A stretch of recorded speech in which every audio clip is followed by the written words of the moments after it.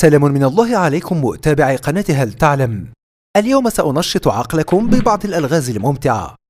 من منا لا يحب الألغاز والألعاب الذهنية؟ فحتى وإن كانت صعبة فهي تحملك على التفكير، وبالتالي تنشط عقلك وتمرنه. هيا بنا نرى سويا بعض الألغاز الممتعة. وكالمعتاد سأعطيكم 10 ثوان لتفكروا في الإجابة، وبالطبع إذا لم تكن كافية فيمكنكم إيقاف الفيديو، فلن ألومكم. والآن لنبدأ. هناك بركة بها 10 سمكات، مات منهن 3 واختنقت 2 و4 توقفن عن التنفس. إذن كم سمكة تبقت في البحيرة؟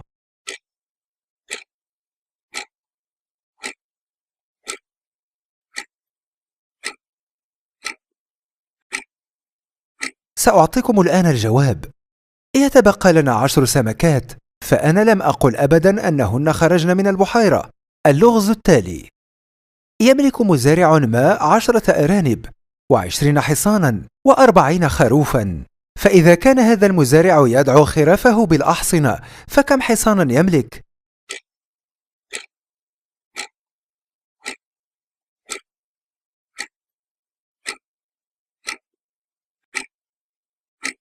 سأعطي الجواب. إنه يملك 20 حصانا، فادعاء المزارع بأن خرافه هي أحصنة لا يعني أبدا أنها ستتحول إلى أحصنة يوما ما. الآن وبعد أن قمنا بالتحمية، هيا بنا لنرى ألغازا أكثر صعوبة. تخيل أنك تقود حافلة ركب بها 18 شخصا، وفي المحطة التالية نزل منها 5 أشخاص وصعد 13 آخرون، ثم بالمحطة التالية نزل 21 شخصا وصعد 4 آخرون. أخبرني الآن، ما لون عين السائق؟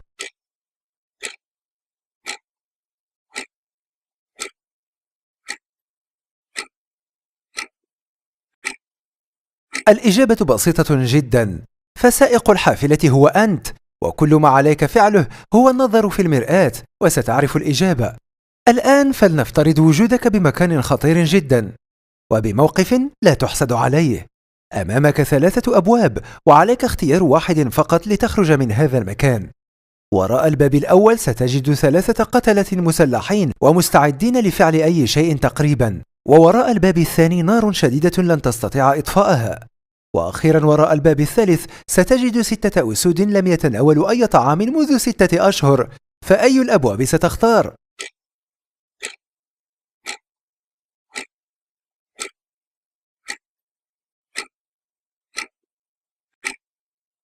إذا كانت إجابتك تتضمن الباب الأول أو الثاني فأنت هالك لا محالة، فلكي تخرج سالما عليك المرور من الباب الثالث، حيث الأسود التي لم تتناول أي طعام منذ 6 أشهر، والذي بالتأكيد سيجعلها غير قادرة على إيذائك.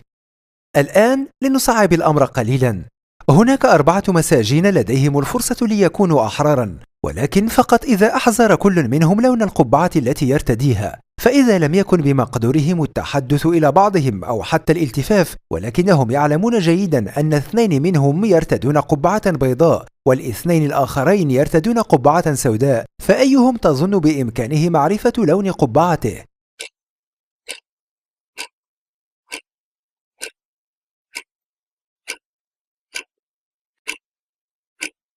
الإجابة هي رقم 2، ذلك لأن بإمكانه رؤية قبعة رقم 3، كما أنه يعلم أنه إذا كانت قبعته سوداء أيضا فكان رقم 1 سيسارع بالإجابة قبله، ولكن بما أنه لم يجب إذن قبعته ليست سوداء. وأخيرا خذ وقتك لحل هذه المسألة الرياضية.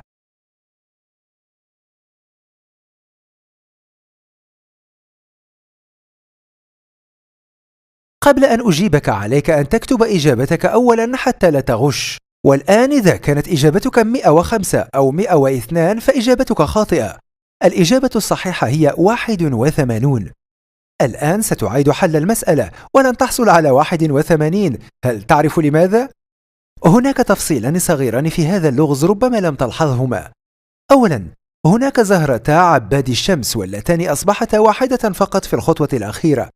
الشيء الثاني أكثر تعقيدا، ولكن ربما يكون هو سبب عدم حلك للمسألة بشكل صحيح. هل لاحظت الزهرات البنفسجية في المسألة جيدا؟ حسنا، هل عددت بتلاتها جيدا؟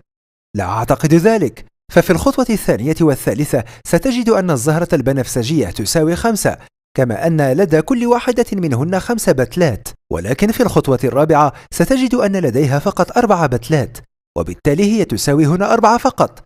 الآن يمكنك التجربة مرة أخرى، وإذا لم تخطئ هذه المرة في شيء آخر فستكون النتيجة 81 كما أخبرتك. ورحمة الله وبركاته. أصدقاء هل تعلم أن الله ذكر الدنيا في القرآن 115 مرة، وذكر الآخرة في القرآن 115 مرة، حتى يبين لك ربنا عز وجل أن تتفكر في الآخرة كما تتفكر وتعمل في الدنيا.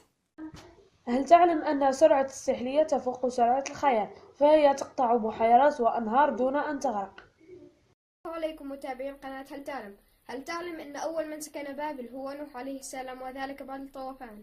السلام عليكم ورحمة الله وبركاته. اليوم سأطرح عليكم 3 معلومات. 1. هل تعلم أن الأنف والأذن من الأعضاء الوحيدة التي لا تتوقف عن النمو؟ 2. هل تعلم أن أول من ركب الخيل هو عيسى عليه السلام؟ 3. هل تعلم أن أول من كتب بسم الله الرحمن الرحيم هو سليمان عليه السلام؟ وشكرا. السلام عليكم. هل تعلم أن أول من عرف القمح هم المصريون القدماء عام 5400 قبل الميلاد؟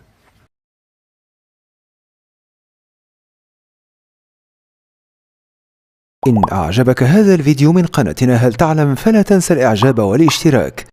جميع الحقوق محفوظة لدى قناة هل تعلم.